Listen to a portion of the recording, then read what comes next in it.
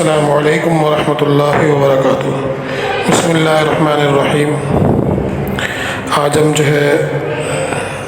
حکایت صحابہ میں سے پڑھیں گے باب ششم میں قصہ نمبر 3، ایک صحابی رضی اللہ تعالیٰ اجمعین کا زکوٰۃ میں اونٹ دینا۔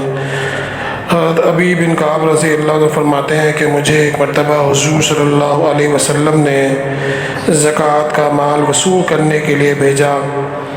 میں ایک صاحب کے پاس گیا اور ان سے ان کے مال کی تفصیل معلوم کی تو ان پر ایک اونٹ کا بچہ 1 سالہ واجب تھا۔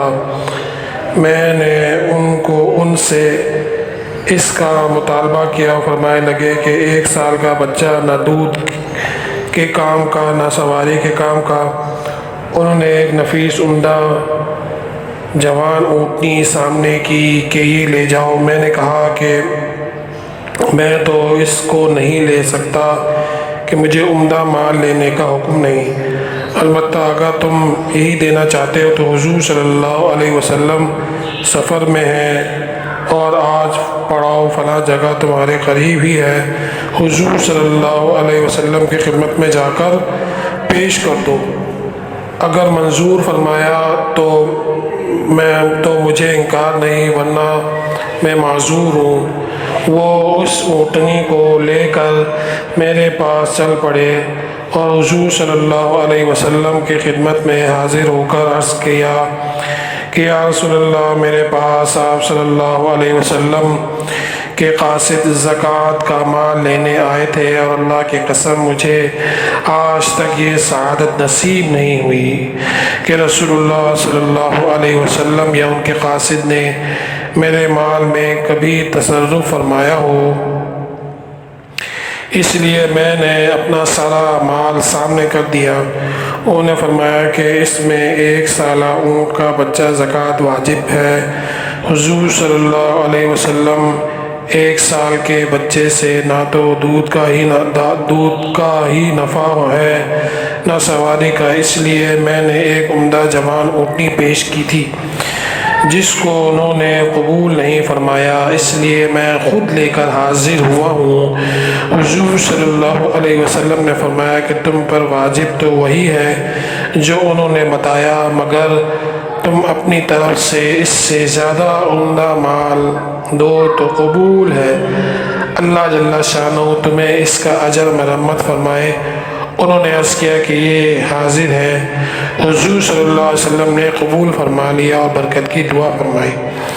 فائدہ میں شیخ العز لکھتے ہیں کہ یہ زکوٰۃ کا مال کا منظر ہے۔ آج بھی اسلام کے بہت سے دعوے دار ہیں اور حضور صلی اللہ علیہ وسلم کی محبت کے دم بھی بھرتے ہیں، لیکن زکوٰۃ کے ادا کرنے میں زیادتی کا تو کیا ذکر ہے، پوری مقدار بھی ادا کرنا موت ہے، اور اونچے طبقے والے زیادہ مال والے کہلاتے ہیں۔ ان کا یہاں تو اکثر و بیشتر اس کا ذکر ہی نہیں، لیکن جو متوسط حیثیت کے لوگ ہیں وہ اپنے کو دیندار بھی سمجھتے ہیں، وہ بھی اس کی کوشش کرتے ہیں کہ جو خرچ اپنے عزیز رشتہ دار میں سے یا کسی دوسری جگہ مجبوری سے پیش آ جائے اس میں زکوٰۃ ہی کی نیت کر لیں۔ اللہ پاک ہمیں عمل کرنے کی توفیق عطا فرمائے، اور میرے محترم اس لوگوں اللہ پاک ہمیں زکوٰۃ دینے والا بنائے۔ زکوٰۃ جہاں اور رکن ہے اسلام کے اس میں سے ایک بھی زکوٰۃ بھی ہے، تو زکوٰۃ کے معاملے کے اندر ہم علماء کرام سے پوچھ کے اپنی زندگی کو گزار رہے ہیں کہ زکوٰۃ ہمارے کن موقعوں پہ ہم پہ واجب ہو جاتی ہے، اور زکوٰۃ کے بارے میں ہم پوچھیں۔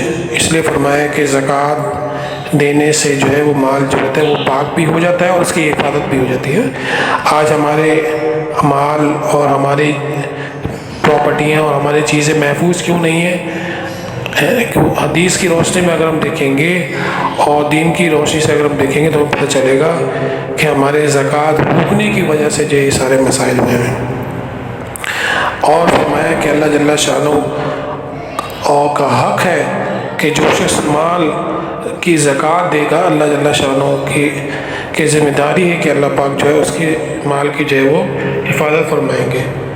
تو بھئی ہم جو ہے اس بات کا اہتمام کرنے والے بن جائیں کہ بھئی زکوٰۃ کے معاملے کے اندر جو ہے ہم علماء کرام سے پوچھتے رہتے ہیں۔ بسا اوقات ایسا ہوتا ہے کہ گھر کے اندر جو ہے جس طریقے سے مرد کے اوپر زکوٰۃ جو ہے واجب ہو جاتی ہے، اسی طریقے سے مستورات پہ بھی جو ہے وہ واجب ہو جاتی ہے، لیکن جو ہے لا علمی کی وجہ سے، علم نہ ہونے کی وجہ سے کیا ہوتا ہے کہ مرد حضرات تو جو ہے پھر بھی کسی نہ کسی شکل میں زکوٰۃ کو ادا کر دیتے ہیں، لیکن مستورات جو ہے وہ ادا نہیں کر پاتی ہے۔ تو اس لیے جو سونا چاندی ہے ہمارے گھروں کے اندر مستورات کے اعتبار سے، یا ہماری گھر کی مستورات ہیں، وہ ان کو جو ہے جو مال ملا ہے وراثت میں، جو ہے وراثت کے ذریعے سے جو مال ملا ہے یا اور ذریعے سے ان کے پاس جو ہے مال آ رہا ہے، تو ان پہ جو ہے وہ زکوٰۃ واجب ہو گئی ہے۔ تو واجبات کے اندر جو ہے زکوٰۃ کے جتنے بھی معاملات ہیں ان کو سیکھے ہوئے ہیں۔ اگر ہم نے نہیں کیا ان کو اور جو ہے ایسی زندگی گزارتے رہے، تو پھر یہ جو ہے یہ بہت بڑا نقصان ہے نا، کہ ہم یہ فرمائے کہ جب مال جو ہے لوگ خرچ کرنا بند کر دیں گے اور اللہ کے راستے میں، تو زکوٰۃ الگ مسائل ہے اور فطرانے کے الگ مسائل ہیں، اور کسی کو رشتہ داروں کو دینا ہے اس کی الگ مسائل ہے۔ تو یہ سارے مسائل جو ہے ہم جو ہے کیا کریں بھائی علماء کرام سے سیکھیں، علماء کرام سے پوچھ کے جو ہے اس کو ہم کریں۔ اللہ جل شانہ سے دعا ہے کہ اللہ پاک ہمیں بھی جو ہے اپنے مال کو جو ہے صحیح جگہ لگانے کی توفیق عطا فرمائے، اور جو صدقہ خیرات جو ہے اس کو کرنے کے اندر جو مسائل ہیں ان کو سیکھ کے کرنے کی ہمت توفیق عطا فرمائے۔ سبحان اللہ وبحمدہ، سبحانک اللہم وبحمدک، نشہد ان لا الہ الا انت، نستغفرک ونتوب الیک۔